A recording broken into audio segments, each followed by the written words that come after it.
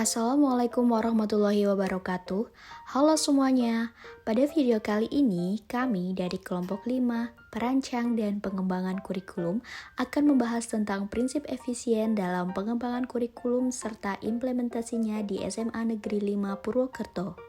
Kelompok 5 terdiri atas Majid Ali Mashkur, Dwi Maftuhah, Azah Mu'alifah, Naili Kurniawati, Azizah Nurlaila Yusuf, Lailatul Khairiyah, dan Asri Kumala Dewi.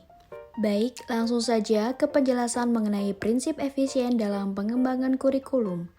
Prinsip efisien mengacu pada sesuatu yang telah direncanakan sesuai dengan tujuan yang ingin dicapai.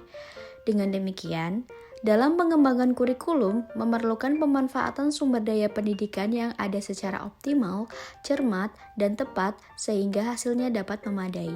Baik, mengenai tujuan yang ingin dicapai, antara lain yang pertama, tujuan nasional. Menurut Undang-Undang Nomor 20 Tahun 2003 tentang Sistem Pendidikan Nasional Pasal 3 disebutkan tentang tujuan pendidikan yaitu mengembangkan potensi peserta didik agar menjadi manusia yang beriman dan bertakwa kepada Tuhan Yang Maha Esa, berakhlak mulia, sehat, berilmu, cakap, kreatif, mandiri, serta menjadi warga negara yang demokratis juga bertanggung jawab. Selanjutnya, yang kedua yaitu tujuan institusional. Dalam hal ini yaitu SMA Negeri 5 Purwokerto. Terdapat 6 tujuan institusional yang dapat disaksikan pada video berikut. Yang ketiga ada tujuan kurikuler. Terdapat 9 tujuan kurikuler yang ingin dicapai khususnya pada pembelajaran biologi, antara lain dapat disaksikan pada tayangan berikut.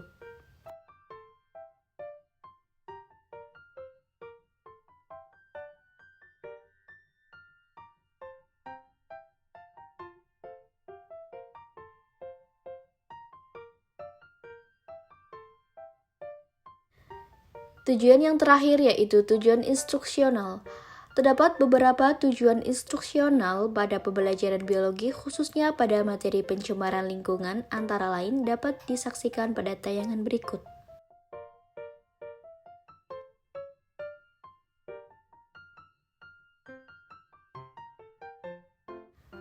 Bagian berikutnya yaitu contoh implementasi prinsip efisiensi dalam pembelajaran. Implementasi prinsip efisiensi dalam pembelajaran antara lain yang pertama, analisis dan diagnosis kebutuhan sekolah dan peserta didik. Yang kedua, menuliskan tujuan yang jelas.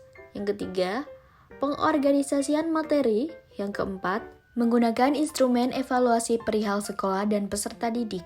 Kemudian, contoh implementasi prinsip efisiensi dalam pembelajaran di SMA 5 Negeri Purwokerto antara lain yang pertama, optimalisasi sarana dan prasarana, misalnya pengadaan proyektor di ruang laboratorium. Kemudian yang kedua, optimalisasi sumber daya, misalnya melakukan pelatihan atau workshop dan MGMP. Bagian berikutnya yaitu rumusan prinsip efisiensi di SMA Negeri 5 Purwokerto. Terdapat 2 rumusan prinsip efisiensi. Yang pertama, optimalisasi sarana dan prasarana. Sarana penunjang pembelajaran yang ada di SMA Negeri 5 Purwokerto ini seperti tersedianya LCD proyektor, kipas angin, CCTV, rak, whiteboard, serta penerangan yang sudah baik. Sementara itu, prasarana yang tersedia yaitu ruang kelas, LMS, Wi-Fi, laboratorium, serta perpustakaan. Rumusan yang kedua yaitu optimalisasi sumber daya. Terdapat pembekalan khusus untuk guru P3K melalui IHT di awal tahun ajaran. Kegiatan pengembangan untuk profesional guru itu bersifat insidental. Contohnya adalah IHT untuk penulisan PTK, karya ilmiah, kenaikan golongan untuk guru. Pada saat ini sedang terdapat pelatihan dari Kominfo mengenai pengajaran digitalisasi dan asesmen pada sekolah menengah. Sekian pemaparan materi mengenai prinsip efisiensi dalam pengembangan kurikulum. Terima kasih sudah menyaksikan. Semoga bermanfaat. Wassalamualaikum warahmatullahi wabarakatuh.